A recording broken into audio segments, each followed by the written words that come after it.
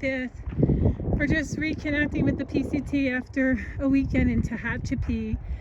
And what should we come across after just a mile in but a fire that has erupted here on the side of the road.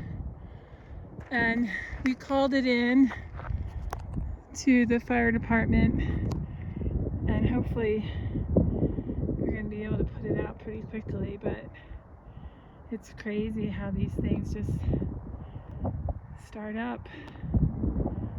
Yeah.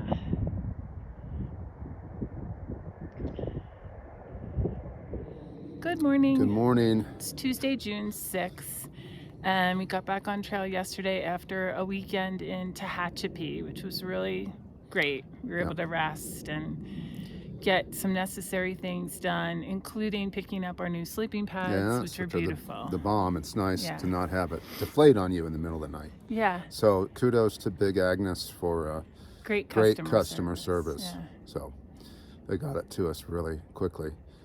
So we're picked up at Highway 58 on the trail outside of Tehachapi, and we're working our way to Walker Pass. So there is still a wind farm here. There's a lot of wind farms that we've been sort of hiking around. You can see them in the distance.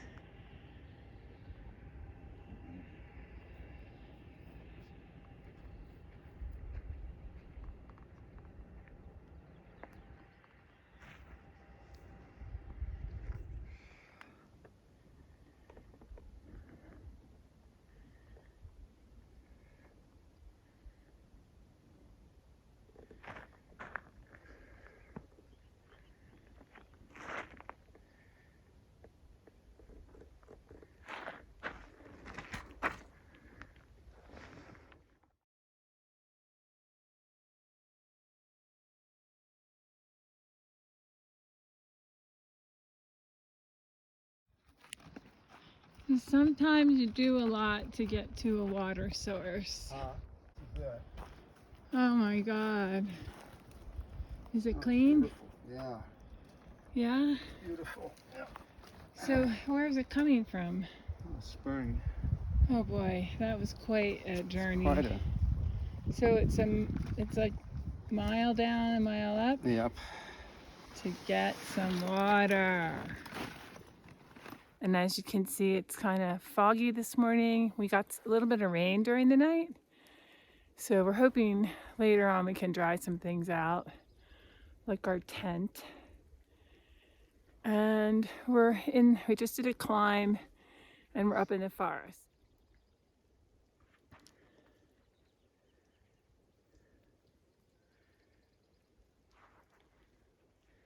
Looks very sort of mysterious. So this is the first mushrooms that we've seen in Southern California, and they're growing on a tree. Cool. They go all the way up. Yeah. Wow. What did you say? I didn't think it'd be humid enough for them here, but yeah, they look good. Going at it. Hello. So it's still Wednesday, May 7th. And June 7th. Oh my gosh. I think I said May previous. I'm really out of it. Yeah. June 7th. And we had a little mishap this morning. Potential mishap. So when we were in town packing our bags, Jim realized that his bag liner was starting to split, which is a bad thing. Because if you don't have a bag liner, you can't keep your stuff dry. And so we ignored it. Last night it ripped completely in two, so it doesn't protect my stuff. And Murphy's Law, I haven't had any issues with rain for 2 months, and have always had a bag liner and a spare bag liner. But my last bag liner split, and so there was a steady rain this morning. And a couple, back in the beginning, we sent our pack covers home because we decided that was extra weight since we already have pack liners. Mm-hmm. We didn't need pack covers, so we got rid of those. So as we're thinking it was just fog, it would burn off. It wasn't. It was kind of this steady mist, rain. yeah. And we fashioned my raincoat over my pack that served as kind of a protection for it. But that meant I couldn't wear my raincoat, so you get soaked. And eventually, I was concerned that water would get in there and get all my dry stuff wet. So we pulled over here at the 600-mile mark, put up our tent, got our dry things in the tent, and are trying to warm up and dry ourselves out. Yeah, we were both soaked, so drying out is taking a little time. Yeah. But hopefully then the rain is starting to stop actually now. So we should be able to get back on and make some more miles. But Yeah. so after about almost 6 miles, yeah, I guess we did about 6 miles. 6 or 7 we miles. had to Yeah. pull over. So, Okay, so more later.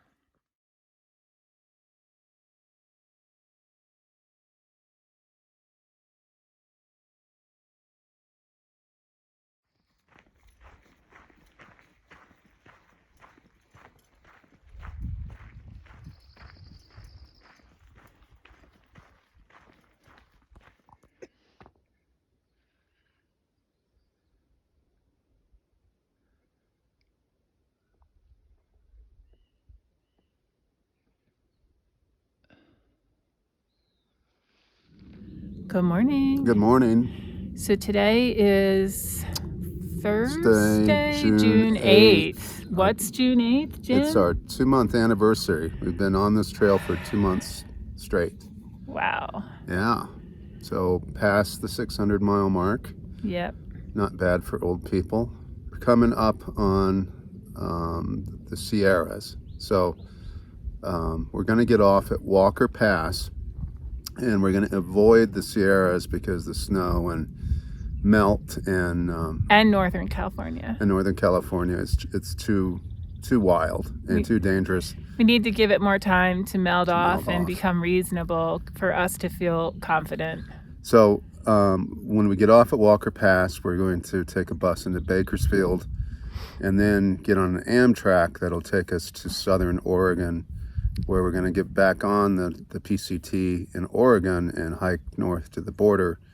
And when later in the season, when the snow has melted in California, we'll come back and hit the Sierra. We'll have completed most of the southern portion of the PCT, which is, in my mind, pretty amazing. Yeah, Yeah. not bad.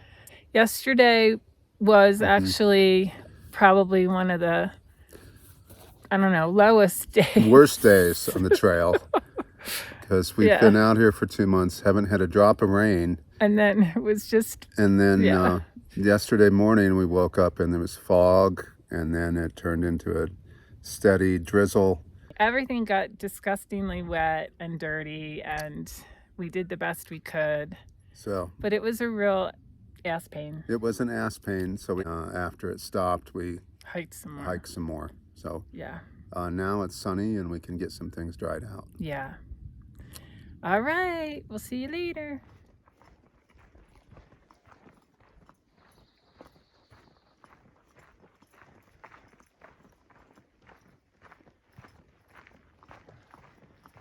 There's a nice campsite on the left.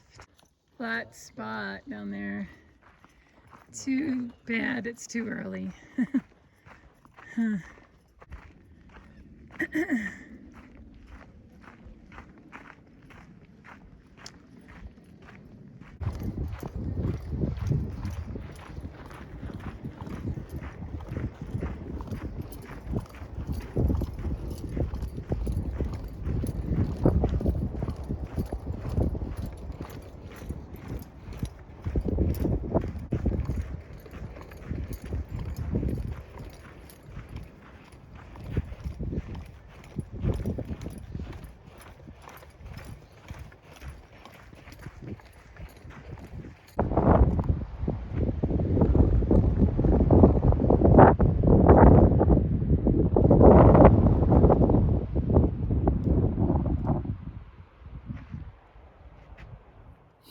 Good morning. It's Friday, June 9th, and we camped here at, Mile 617 at Butterbrett's Canyon Road.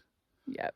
So we have a 13-mile stretch without water. There's a cache and 13 miles. And so we're back in the desert, as you can see. So we have to be really careful with our water. Yeah, there was a cache right about a 2 mile or miles, two before we got here, so we were able to get plenty of water, but now we have to haul it. Yeah. So, okay, it's like about 50 degrees? Yeah, I don't know, 50, 55. It's Yeah, really nice and cool. cool. Little overcast right now, which is good, but the sun will be bursting out full force. Only get up in the 60s. So we've been really blessed with the weather. Yeah. It's not been hot at all. So what we saw yesterday in the distance, which we're looking straight at right now, we are now climbing, or at least part of it. A lot of Joshua trees in here. Just move this around. Some interesting bird sounds this morning.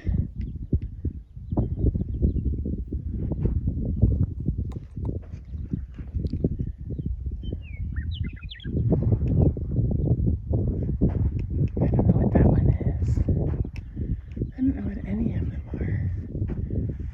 Bird sounds.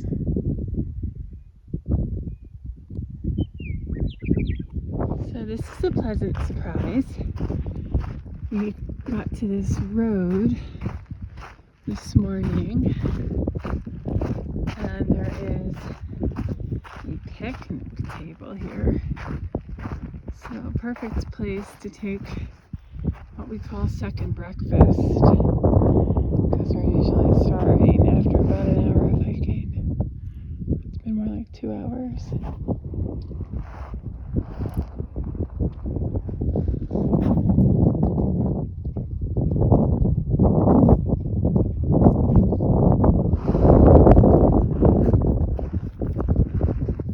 So I'm fascinated by these fruits that are on the Joshua tree. I didn't know that they produced like a fruit. Well, I don't know what it is, but those little round buds, they're kind of hard when you touch them. Gonna drink in all these Joshuas because I think pretty soon we'll be leaving them. They're very beautiful. So we're taking a break here under the shade of one of these cool Joshua trees. It's like, how are you describing it, Jim? Like a whole family? Yeah, there's a whole family of them here. They're probably very old. If the young knee-high ones are 50 years old, could be a couple hundred. Yeah, and there's those, you think they're seeds? Yeah. They're kind of hard when you touch them. Yeah, this is really Joshua tree land out here. It's amazing. They're like little people. They look like Dr. Seuss. Characters, I know. All along the way, they're like poking their heads out saying hello. They provide a lot of good shade.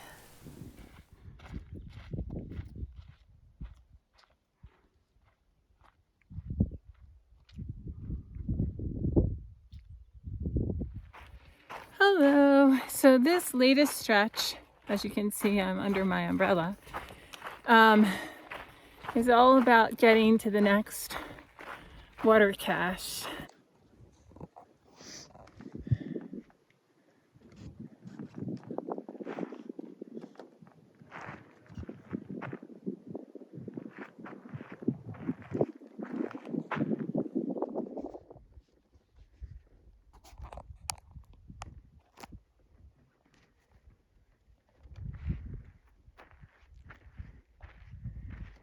Still on our way to the water cache.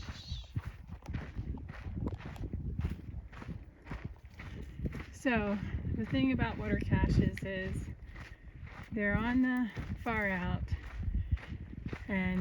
but you're told not to count on them because they run out. So you end up lugging all this water with you and almost hoarding it because you're afraid you're going to run out.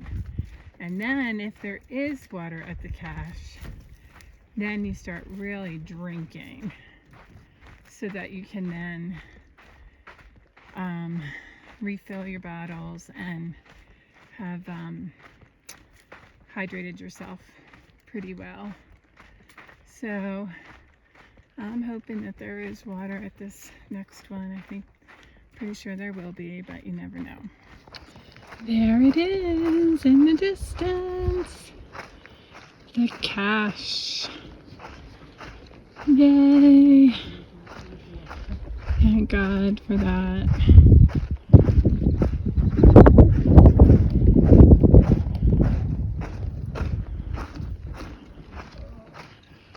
So I'm putting my mat down here for siesta. Okay. I'm gonna go get some water.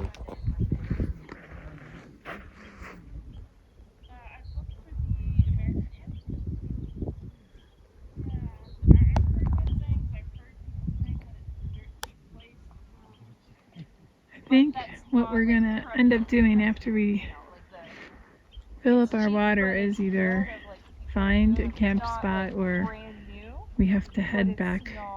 We have to head up. We're climbing that thing. That would be like our 4th up for the day. I don't know. Jim's gonna call it. It's close to 14 miles already, so we might just camp. Good morning. Good morning. It's June 10th. So last night we did about 14 miles and hit the water cache. Luckily that was there. And stayed the night at the water cache because there's a big climb immediately after the water cache. So we started at the water cache was 5362 for altitude, and we're headed to a little bit over 7,000. Currently we're about halfway up, so we're around 6327. And then once we get up over this, it's kind of downhill the rest of the way. We're making our way to Walker Pass, where we'll get off the trail, and not too soon because we're running out of food and fuel. So there were a couple days in this stretch that didn't go as planned, put us behind schedule. So we have about maybe a half a day of food left. Yeah, we're gonna scrape it together. There's not a lot of calories left. No. All right, let me show you what we're looking at. So way over in the distance, let's see if we can zero in. See that road? There's a road there. I think right in there. So we headed up over that yesterday, and then you can see the trail kind of. You can see it, especially in that mountain near the cell towers. Yeah, that's good. Show with it's your pole. There. So we have to come all the way down there, and then kind of parallel that road, and then down, and the water cache is behind that ridge. Yeah. So that was, I don't know, that little section I just pointed out was about 3 miles. So we made it to the top, but we actually missed videoing it. So we got up to what? 7,000, and now we're on our way down already. So let me just show you what we're looking at.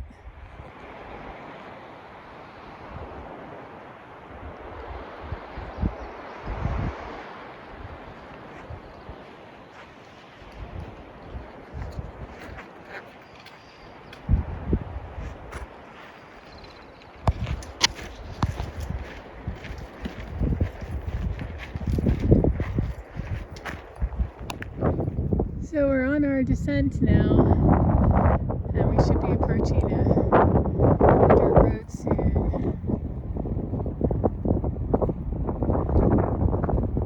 Wow, look at all that. It's amazing. And there's Jim taking off. Good morning. It's Saturday, June 11th. It's partly cloudy right now, cool, maybe 50s. Had a little rain shower last night and some thunder and lightning, nothing major. Our tent dried out quickly because the wind picked up and dried it out. And we're on our way to Walker Pass. I'll show you what we're looking at.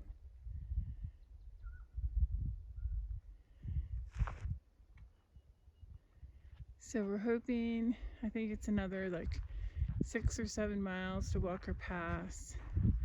Then we're hoping to get a ride, either a hitch or a trail angel into, is it Richland where we're going? Richfield? Ridgecrest. So we're hoping to get into Ridgecrest and eat some food because we're down to a half a package of peanuts and a packet of oatmeal. Oh, and a little pepperoni. But that's it. We have eaten up all our food. Yeah. So I just wanted to show you these ledges. So it doesn't look like much, but the trouble with these ledges is that we're up high. And so when we're walking on them, you're afraid of, well, I'm afraid of falling. So much of the PCT consists of these ledges. And sometimes the ground is starting to give way. There's not a solid place to stand. And it makes me crazy. And this descent that we're on is going to be a lot of these ledges. Well, so far it already has been. So anyway, one of the things I struggle with. So we're off that crazy ledge for the moment, probably getting ready to go on another one. But look at this. So all those yellow trees are supposedly flannel bush. That's what another hiker told me. The ones that I thought looked like little roses. Yeah, here they are. Apparently they're flannel bush, which I'll have to look up.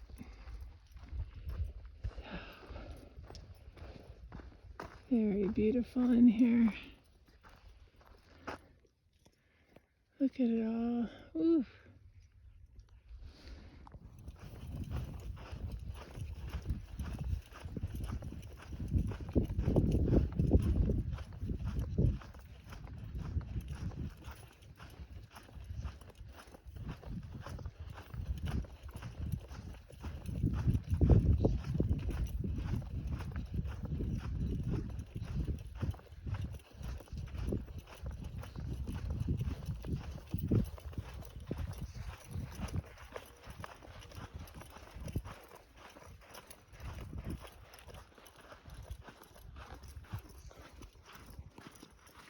Almost at the pass, and apparently there's trail magic, which is very exciting.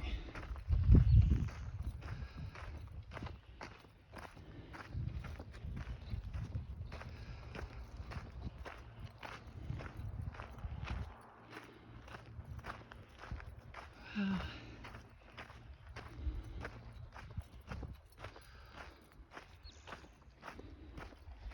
You skipped the registry. And